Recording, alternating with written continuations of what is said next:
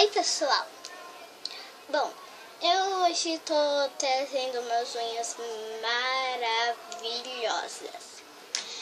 Bem, eu não fiz, ninguém fez daqui de casa, é só na revista.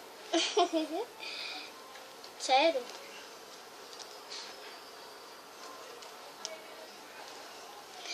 Ensino a fazer essas e mais unhas bonitas. Bom, tem um ursinho chique, francesinha polar, a minha preferida eu vou deixar por último.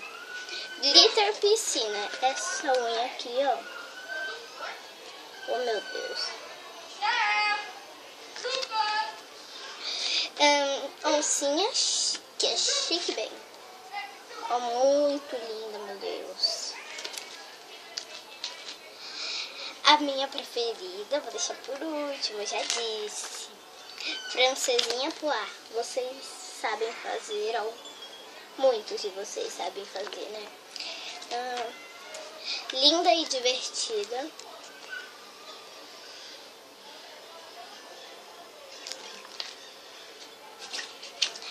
Marmorizado elegante.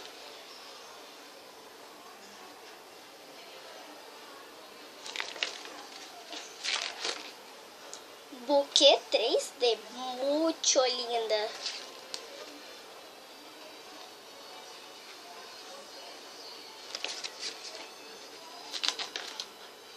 E pra você que ainda tá noiva, tem a unha noiva deslumbrante com strass. Bom, e a minha preferida é esta, um toque floral. Adoro. Bom, eu acho essa revista muito interessante porque em cada uma ela ensina como fazer.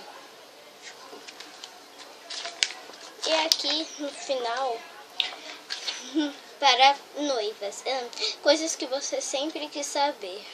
Tá bem aqui, ó.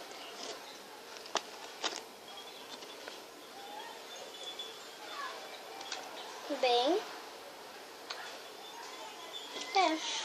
só isso aí, gente. Um beijão. E só isso. Em breve teremos uma convidada surpresa. É o que eu espero. Tchau, gente.